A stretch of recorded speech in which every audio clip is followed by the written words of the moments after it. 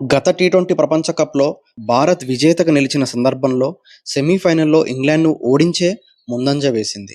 అంతకుముందు 2022 సెమీఫైనల్‌లో భారత్‌పై విజయం సాధించిన ఇంగ్లాండ్ ఆపై టైటిల్‌ను సొంతం చేసుకుంది. ఇప్పుడు మరోసారి టైటిల్ పోరుకు ముందు ఈ రెండు జట్లు వరుసగా మూడోసారి సెమీస్ సమరంలోనే ముఖాముఖికి సిద్ధమయ్యాయి. తాజా టోర్నీలో ప్రదర్శనను బట్టి చూస్తే రెండు జట్లు కూడా లోపాల్లేని ఆటతీరును కనబరచలేకపోయాయి.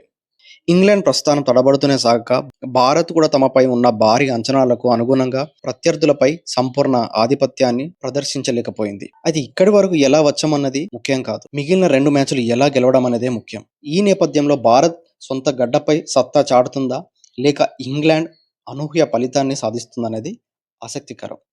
పిచ్ వాతావరణం చూస్తే వాంకెడి పిచ్ మొదటి నుంచి బ్యాటింగ్కు బాగా అనుకూలం. మంచి బౌన్స్, చిన్న బౌండరీల కారణంగా భారీ స్కోరుకు అవకాశం ఉంది. టోర్నీలో తొలి మ్యాచ్ను భారత్ ఇక్కడ ఆడగా ఇంగ్లాండ్ 2 మ్యాచ్లు ఆడింది. మంచు ప్రభావం ఉంది కాబట్టి టాస్ గెలిచిన జట్టుకే మ్యాచ్ గెలిచే అవకాశం ఎక్కువగా ఉంటుంది. ఇంగ్లాండ్ ఫస్ట్ టార్గెట్ చేసేది ఇప్పుడు అభిషేక్ శర్మని.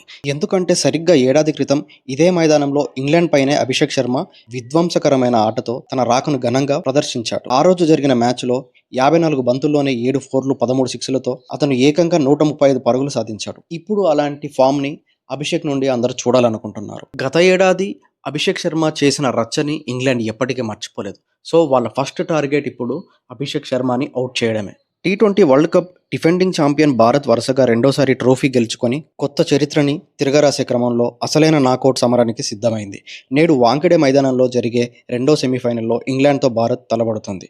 టోర్నీలో ఇప్పటి వరకు ఆడిన ప్రత్యర్థులతో పోలిస్తే ఇంగ్లాండ్ మరీ బలంగా ఏమీ లేదు. అయితే నాకౌట్ మ్యాచ్లో ఒత్తిడిని అధిగమించి టీమిండియా ప్రదర్శన ఇవ్వాల్సి ఉంటుంది. మరోవైపు ఇంగ్లాండ్ ఒక్కో అడుగు వేస్తూ సెమీస్కు చేరింది. టీ20 వరల్డ్ కప్ను 2 సార్లు గెలుచుకున్న ఈ రెండు జట్లు మూడో టైటిల్ వేటలో మరో అడుగు ముందుకు వేసేందుకు నేటి పోరులో ఎలా చెలరేగుతారో చూడాలి.